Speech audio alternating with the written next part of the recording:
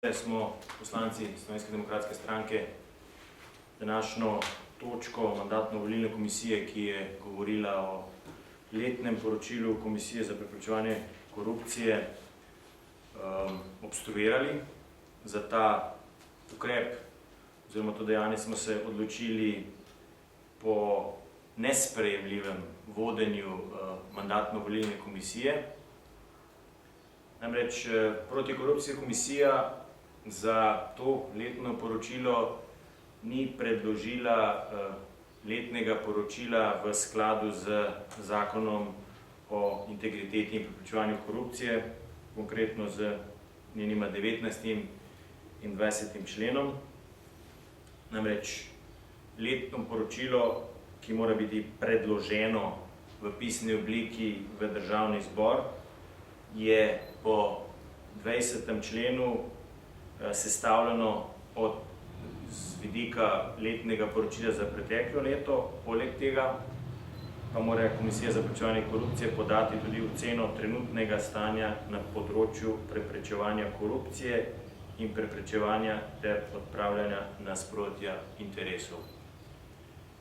Iz meni nerazumljivih razlogov se je predsednik komisije odločil, da tega poročila ne bo preložil na eno od naslednjih sej z namenom, da protikorupcijska komisija svoje letno poročilo dopolni z oceno trenutnega stanja na področju preprečevanja korupcije. Dal je postopkovni predlog, da se ta preložitev izvrši na glasovanje in ne boste verjeli, koalicijski poslanci so se družno odločili, da ne želijo biti dodatno informirani, da ne želijo dodatno dobiti tega drugega dela letnega poročila, torej ocene trenutnega stanja, in so potem glasovali proti predlogu Slovenske demokratske stranke. Stanje na področju korupcije v Sloveniji je zaskrbljujoče. Od 19 priporočil GRECA glede stanja korupcije Slovenija izpolnjuje oziroma delno izpolnjuje samo 2.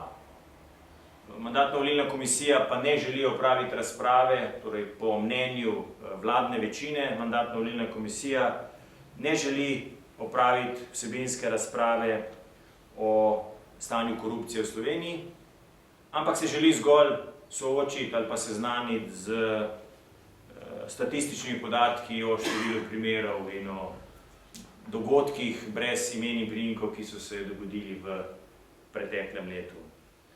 Po naši intervenciji oziroma po naši obstrukciji je mandatno-volilna komisija nadaljevala razpravo. Po 1 uri so ugotovili, da so pretirano utrujeni za nadaljnje delo in razpravo preložili za en termin po seji Državnega zbora. To je še dodatno potrditev tega, kar smo mi v našem predlogu zatrjevali, da ne želijo opraviti vsebinske razprave o stanju korupcije v Sloveniji. Torej z preglasovanjem o imanentni temi, torej o vprašanju korupcije, se niso želeli seznaniti s pisnim dokumentom, ki ga sicer je pripravila protikorupcijska komisija, ni pa ga priložila letnemu poročilu, in so po uvodni predstavitvi gospoda Štefaneca in še enem izvajanju zadevo preložili. Vkolikor bi prisluhnili proceduralnemu predlogu Slovenske demokratske stranke, bi na nek način ravnali tako, kot veleva črka zakona, bi ravnali tako, kot je v svojem pravnem mnenju v letu 2013, 16.9.2013 zapisala Zakonodajno-pravna služba, ki je jasno v zaključku navedla, da sta letno poročilo in ocena stanja del vsakokratnega letnega poročila, bi ravnala celo enako, kot je ravnala vlada Alenke Bratušek, ko je v tem primeru odložila in potem počakala na popolno poročilo. V tem primeru se pa vlada oziroma vladna koalicija, ki se domnevno zavzema za višje moralno-etične standarde, čeprav potem iz njene stranke in iz njenih poslanskih vrst izstopajo najvidnejši člani ravno zato, ker, kot pravijo, stranka in poslanska skupina ne pretrga z mrežnimi povezavami, se je pač odločila za to, da bodo poslanci vladne koalicije odločili za to poročilo brez dejansko pisnega, jasnega stanja korupcije v Sloveniji. Zdaj, to je praksa, ki je nesprejemljiva za poslansko skupino Slovenske demokratske stranke. To je praksa, ki pomeni velik korak nazaj. In glede na to, da poslanska skupina SDS ni želela sodelovati v razpravi zgolj o tehničnih podrobnostih poročila, ni želela oziroma ni mogla dejansko razpravljati o stanju korupcije v Sloveniji, še posebej v času, ko se protikorupcijska komisija sama sooča z očitki o netransparentnem delovanju, z očitki iz notranje revizije, kot odgovarja ministrica za notranje zadeve, tudi s postopki, ki se nahajajo v zaključni fazi, pač Slovenska demokratska stranka odločila obstruirati to razpravo. Na koncu je to na nek način žalosten epilog velike napovedi o novih moralno-etičnih standardih, ki se vedno bolj poraja na vseh področjih in žal moramo to ugotoviti, da se je to danes zgodilo tudi na mandatno-volilni komisiji.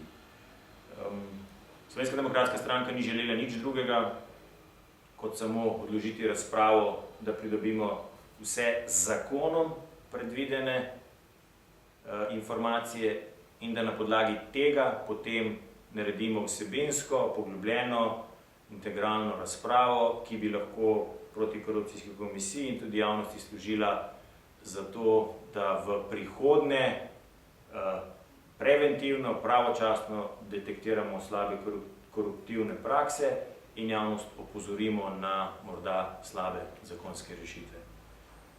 To bi bilo v tem pogledu vse, zdaj pa če še kakšno vprašanje.